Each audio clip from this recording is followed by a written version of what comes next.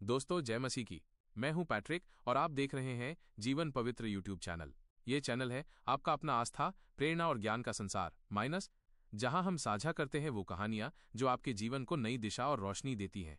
तो आइए शुरू करते हैं इस खूबसूरत यात्रा को मिलकर प्रेम और विश्वास के साथ। फिर यहोवा ने मूसा से कहा, 2 पहले महीने के पहले दिन को तू मिलाप वाले तंबू के निवास को खड़ा करा देना। 3 और उसमें साक्षी पत्र के संदूक को रखकर बीच वाले पर्दे की ओट में करा देना। 4 और मेज को भीतर ले जाकर जो कुछ उस पर सजाना है उसे सजवा देना। तब दीवट को भीतर ले जाकर उसके दीपकों को जला देना। 5 और साक्षी पत्र के संदूक के सामने सोने की वेदी को जो धूप के लिए है उसे रखना और निवास के द्वार के पर्दे को लगा देना। 6 और मिलाप वाले तंबू के निवास के द्वार के सामने होम वेदी को रखना। 7 और मिलाप वाले तंबू और वेदी के बीच हौदी को रख के उसमें जल भरना। 8 और चारों ओर के आंगन की कनात को खड़ा करना और उस आंगन के द्वार पर पर्दे को लटका देना।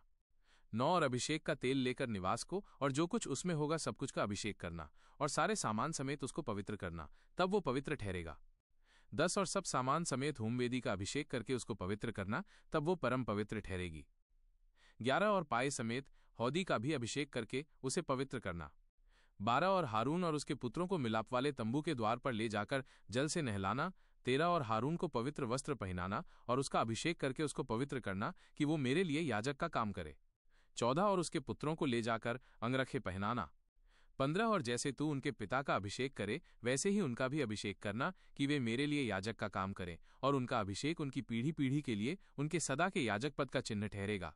16 और मूसा ने जो आज्ञा यहोवा ने उसको दी थी उसी के अनुसार किया। 17 और दूसरे बरस के पहले महीने के पहले दिन को निवास खड़ा किया गया।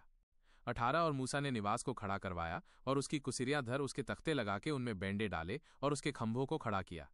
19 और उसने निवास के ऊपर तंबू को फैलाया और तंबू के ऊपर उसने ओढ़ने को लगाया, जिस प्रकार यहोवा ने मूसा को आज्ञा दी थी। 20 और उसने साक्षी पत्र को लेकर संदूक में रखा और संदूक में डंडों को लगा के उसके ऊपर प्रायश्चित के ढकने को धर दिया। 21 और उसने संदूक को निवास में पहुंचवाया और बीच वाले पर्दे को लटकवा के साक्षी पत्र के संदूक को उसके अंदर किया, जिस प्रकार यहोवा ने मूसा को आज्ञा दी थी।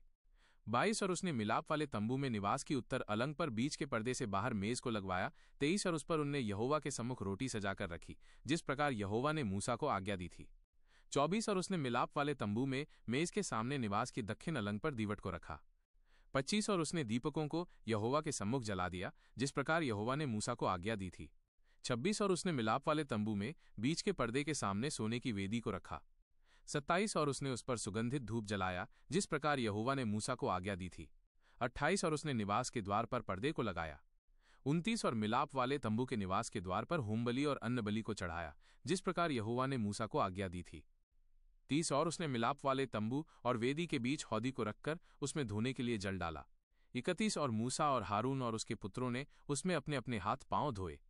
32 और जब जब वे मिलाप वाले तंबू में वा वेदी के पास जाते थे तब तब वे हाथ पांव धोते थे, जिस प्रकार यहोवा ने मूसा को आज्ञा दी थी। 33 और उसने निवास की चारों ओर और वेदी के आसपास आंगन की कनात को खड़ा करवाया और आंगन के द्वार के पर्दे को लटका दिया। इस प्रकार मूसा ने सब काम को पूरा कर समाप्त किया। 34 तब बादल मिलाप वाले तंबू पर छा गया और यहोवा का तेज निवास स्थान में भर गया। 35 और बादल जो मिलाप वाले तंबू पर ठहर गया और यहोवा का तेज जो निवास स्थान में भर गया, इस कारण मूसा उसमें प्रवेश न कर सका। 36 और इस्राएलियों की सारी यात्रा में ऐसा होता था कि जब जब वो बादल निवास के ऊपर उठ जाता तब तब वे कूच करते थे। 37 और यदि वो न उठता तो जिस दिन तक वो न उठता था उस दिन तक वे कूच नहीं करते थे। 38 इस्राएल के घराने की सारी यात्रा में दिन को तो यहोवा का बादल निवास पर और रात को उसी बादल में आग उन सबों को दिखाई दिया करती थी। अगर आपको ये प्रसंग अच्छा लगा तो आप हमारे YouTube चैनल को लाइक, शेयर और सब्सक्राइब जरूर करें। धन्यवाद। जय यीशु।